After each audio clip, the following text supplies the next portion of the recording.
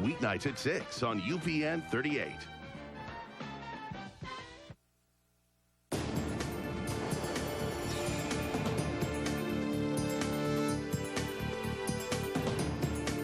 This is an image no one will forget. A second airliner slamming right into the World Trade Center this morning. Millions of people watched it happen on TV. Both of the Twin Towers have now collapsed. At about 10 this morning, a plane crashed near the Pentagon.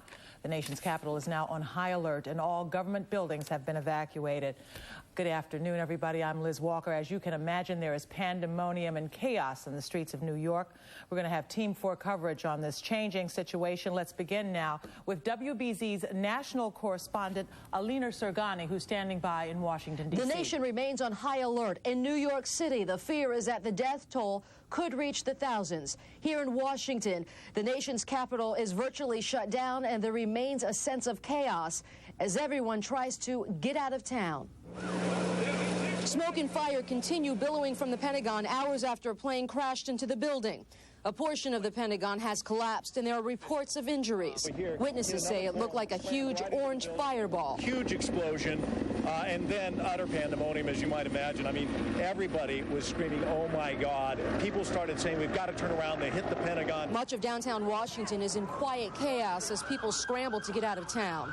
Upon word of the news, President Bush returned to Washington. And have ordered that the full resources of the federal government go to help the victims and their families, and to conduct a full-scale investigation to hunt down and to find those folks who committed this act. And my colleague Gretchen Carlson is covering the very latest from New York City. Here now is her report.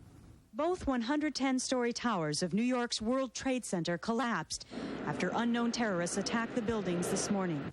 Two aircraft, about 18 minutes apart, flew directly into the towers just as workers were arriving around 9 a.m. The second attack was captured on videotape, showing a large plane smashing into one of the 110-story skyscrapers. The building burst into flames, dropping debris all over the narrow streets of Lower Manhattan. Many people are dead. Hundreds are believed to be critically wounded. 50,000 people work in the World Trade Center. I looked up and I saw the second plane hit. Had to be a commercial-sized airliner. What went through your mind? That it couldn't be real. A short time later, when top portions of one of the towers collapsed, people on the ground were sent running for their lives. Let's get out of here.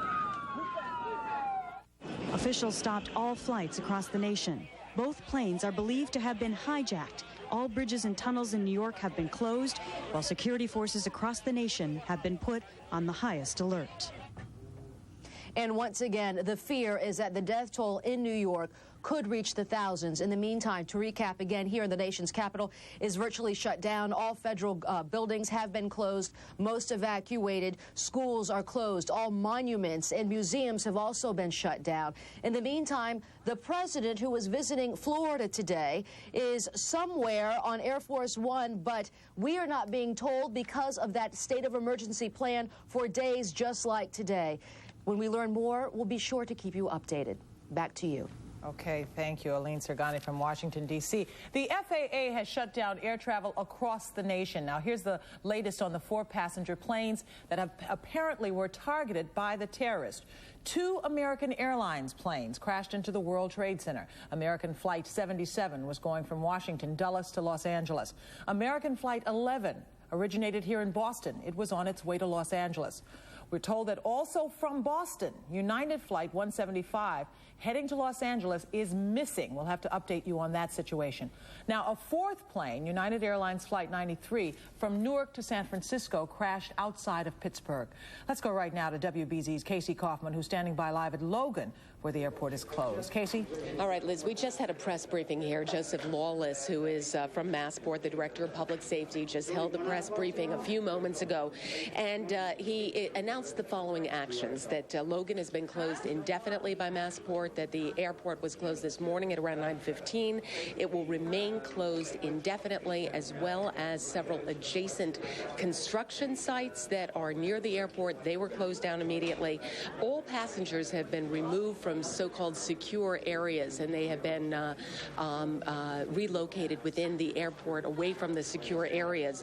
They have brought in additional police. They have beefed up the MBTA and shuttle service to get people out of the airport, and they have established probably the most important thing is a family assistance area at the Hilton Hotel, and that's for family members of passengers who were on the flight this morning bound to Los Angeles from Boston, the American Airlines Flight 11, that Lawless would not confirm any reports that that flight was involved. He just said that media accounts have talked about it. He speculated that up to 200 people could be on that flight. That's the capacity, although we're hearing numbers are much lower than that, that was one of the flights involved in this morning's explosion at the World Trade Center in New York. Now, we are hearing that Massport is in close communications with the FAA and the FBI, as well as federal and state agencies. They are going to be relocating this this area, media center, to another hotel nearby.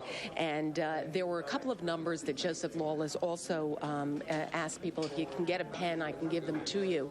If you have any friends or family members on the American Airlines, you're asked to call 800-245-0999, and the Massport number for information is 617-568-3100. The family assistance area has already been set up. There are counselors and trained professionals there. We understand there already are family members there as well, and obviously we're going to be following this story, Liz. Okay, Casey, thank you very much. Now, obviously, this situation is still happening as we speak to you. We do have some information from American Airlines, though. They confirmed that they lost 2 aircraft, and they say that Flight 11, the Boeing 767, en route from Boston to Los Angeles, had 81 passengers, and Flight 77, that's the other plane, which was en route from Washington Dulles to Los Angeles, had 58 passengers, 4 flight attendants, and 2 pilots. So that's the number we have from American Airlines. Of course, at the World Trade Center, the high-rise is there on any given day. 50,000 people work there.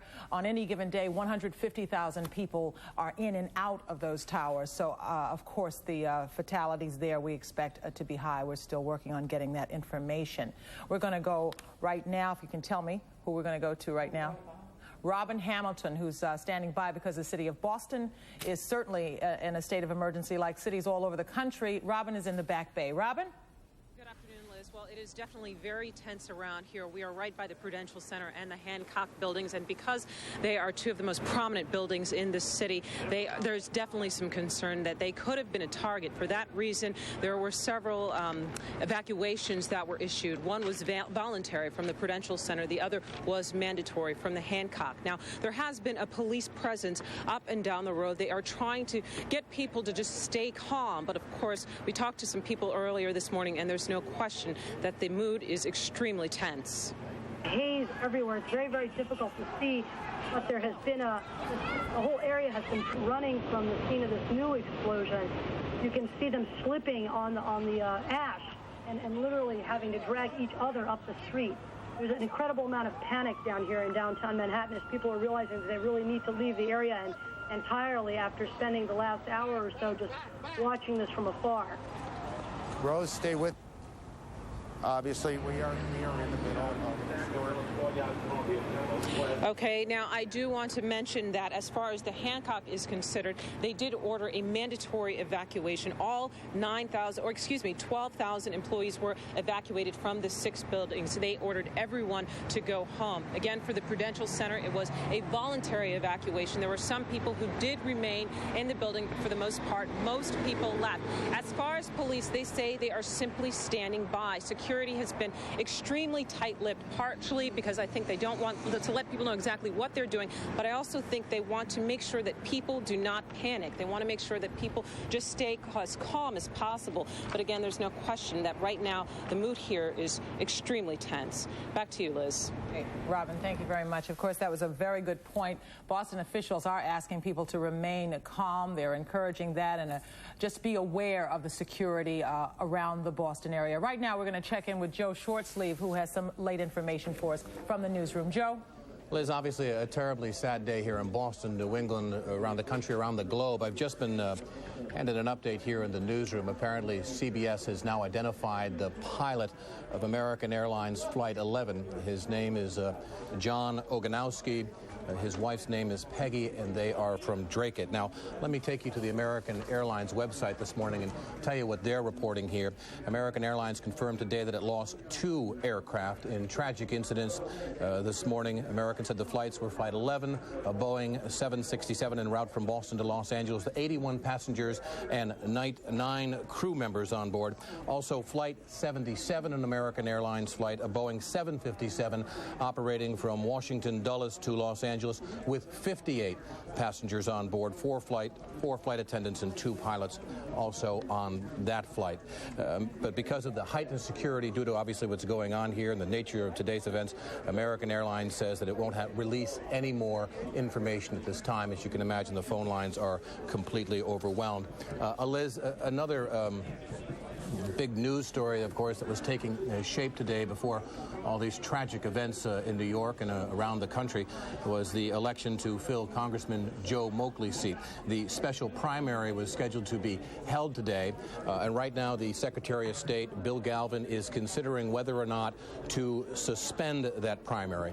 Now, in other words, what would happen is if you had voted in the primary, your vote would still count, but that the primary would be picked up on some date in the future. Obviously, people are not leaving their homes today to go out and vote, and the Secretary of State's very well aware of this. So no decision has been finalized on the election to fill Joe Moakley's seat, but the Secretary of State is considering at this point suspending the primary at this point. Now, Massachusetts court buildings are closed. Also, the Boston Stock Exchange is closed. The federal buildings are closed. There is a plea going out to people in New England and Boston to donate blood if they possibly can. They would like to ship this blood to New York to help the innumerable number of victims in New York. They are encouraging people here in New England and Boston, if at all possible, to donate blood. Obviously, the need is great at this hour. In addition to the American Airlines Flight 11, which was en route to the West Coast this morning, which we're told hit one of the towers. We're also, of course, learning, like you're learning as well, that there was also a United Airlines flight out of Boston this morning, Flight 175, that also hit perhaps the other tower. One other piece of information, obviously, in the newsroom, we're getting all kinds of phone calls today. We have heard from the employees of TJX, which is a large company located out in Framingham. They are the owners of TJ Maxx and Marshalls. We're told that the CEO of that company brought together employees in the building this morning to tell them that as many as 7 of their employees were on Flight 11, American Airlines Flight 11 to the West Coast this morning. Liz, we will continue to gather a lot more information here in the newsroom, and as soon as I have something more to bring to you, I will. Back to you, Liz. Okay, Joe, we'll be checking back with you later. The Boston Stock Exchange tells us that the Stock Exchange SEC and the government regulators met this morning to decide to close the exchanges today. The situation is that people are trying to be calm, but everybody is on alert. The city of Boston is, and the rest of the country is. Non-essential state employees have been sent home, as Joe told you. Acting Governor Jane Swift has moved her operations out to Mima's Bunker in Framingham, and that is where WBZ's Josh Benzwanger is right now. Josh? Thank you, Liz. That's correct. The governor arrived here shortly after 11:30 this morning and instantly set into high-level meetings. The State Emergency Operations Center was activated at that time. At this particular hour, Acting Governor Swift is in meetings with members of the National Guard, state police, and other offices around the state. Apparently, a level 2 alert has been issued for the state of Massachusetts. The highest, of course, is a level 4. They're just taking every precaution necessary. As you mentioned just a few moments ago, all non-essential state employees have either been sent home or asked to remain at home for the remainder of the day. Now, no advisories have been issued at this particular time. The governor and her staff are asking people to simply remain calm. As one spokesman here told us earlier this morning, we have no reason to believe that this will filter over here to Massachusetts. We're going going to take every precaution necessary to ensure that the state is safe. We are expecting to hear from the governor in about 10 minutes from now. She'll be making a statement and answering some questions from the press, and we'll bring that to you live when that happens. Liz? Okay, thank you very much. We're going to show you some pictures from Washington, D.C. of the Pentagon that was burning earlier today, if we have those pictures. And I'm going to bring in Andrew